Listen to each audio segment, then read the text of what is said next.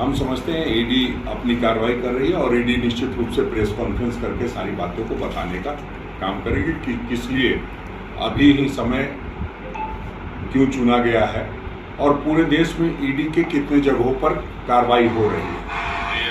और जो आप लोग पूछते हैं कि इसके राजनीतिक मायने क्या हैं, राजनीतिक मायने इसलिए मैं कह रहा हूं कि राजनीतिक मायने ये हैं कि सिर्फ गैर जो भाजपा सरकार वाले राज्य हैं, क्या उन्हीं जगह सिर्फ भ्रष्टाचार है कि पूरे देश में इस तरह के भ्रष्टाचार की बातें हैं। कई बार ईडी की कार्रवाई को देखने से ये लगता है, आज ही आपने देखा होगा ममता बनर्जी जी के भाई अभिषेक बनर्जी को अब नोटिस भेजा गया। तो ये क्या सिर्फ जो गैर भाजपा शासित राज्यों में ही ये कार्रवाई चल रही है कि अन्य पूरे देश में चल रही है? क्या पूरे देश में भ्रष्टाचार बिल्कुल खत्म हो गया है, समाप्त हो गया है? तो हम इसलिए कहते हैं कि जिस तरह से राज्य की राजनीतिक हालात बने हैं, जिस तरह से पिछले 15 दिनों से एक सरकार को अस्थिर करने की साजिश चल रही है, क्या उसके निमित्त तो ये कार्रवाई नहीं है? हम भ्रष्टाचार के खिलाफ कोई मुहिम हो उसके विरोधी बिल्कुल भी नहीं है। हम चाहते हैं कि पूरे देश में ईडी इस तरह की कार्रवाई कर जो भी लोग इस तरह के भ्रष्टाचार में शामिल हों उन पर कार्रवाई करें। हो राजस्थान में हो, महाराष्ट्र में हो, ये कतई बर्दाश्त नहीं है। इससे ये लगता है कि राजनीति से प्रेरित होकर के भारतीय जनता पार्टी के मुखौटे के रूप में काम कर रही है और जिस तरह से संवैधानिक संस्थाओं का दुरुपयोग हो रहा है वो किसी से छुपा नहीं है।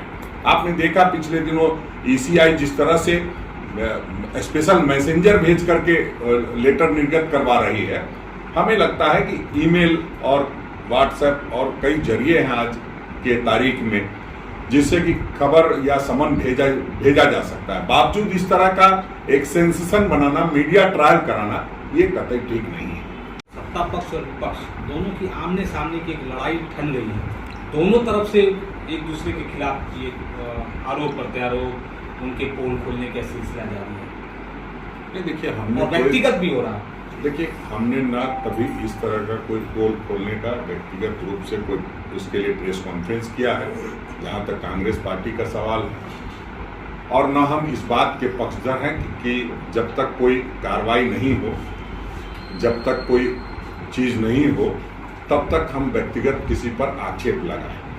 तो हमें लगता है कि इन चीज़ों से तमाम राजनीतिक दलों को बचना चाहिए और जिस तरह की बातें सामने आ रही है, दिन ब दिन लोग जाते हैं दिल्ली, आते हैं, बयान देते हैं, वो सिर्फ राजनीति करना चाहते हैं, वो ठीक नहीं है। राज्य के विकास में बाधा, अगर राजनीति हो रही है, बाधक बन रही है राजनीति, तो ये राज्य के लिए ठीक नहीं। राज्य के विकास की गति को धारदार बनाने के लिए राज्य सरकार स्थिर तरीके से चले, इसका प्रयास करना चाहिए। कहीं ना कहीं समझने में दिक्कत होती है। जब मैंने कहा कि ईडी ने जो कार्रवाई की है, पहले ईडी तो बताया किस मसले पर किया है, किस सरकार के समय की बातें हैं। अगर सिर्फ ईडी मीडिया को खबरें बता रहा है, वो भी सूत्रों और मुखबिरों के हवाले से, तो मीडिया को भी इस बात का ध्यान रखना चाहिए कि आखिर किस हवाले से छाप रहे हैं आप, किस हवाले से दिखा रहे हैं। कह देने मात्र से नहीं होता। ऐसे हमने कई उदाहरण देखे हैं जीवन में कि बहुत सारे, जब भी कोई इस तरह के छापेमारी होती है, महत्वपूर्ण दस्तावेज मिले, अरे महत्वपूर्ण दस्तावेज मिले तो वो दिखाओ ना महत्वपूर्ण दस्तावेज। तो हम समझते हैं किसी को हम क्लीन चिट नहीं दे सकते। ईडी की कार्रवाई है, राजनीतिक दल का कोई कार्यकर्ता नहीं है जिसके लिए मैं सफाई दूं। ये तो ठीक है, मीडिया का एक काम है और उस मीडिया के काम में हम लोग भी लगातार हाथ बटाते हैं, इसलिए आप इस पर बयान ले रहे हैं तो मैं बोल रहा हूं, वरना ईडी के बगैर प्रेस कॉन्फ्रेंस के हमारा बोलना भी मुनासिब नहीं। तो जिस तरह से मुख्यमंत्री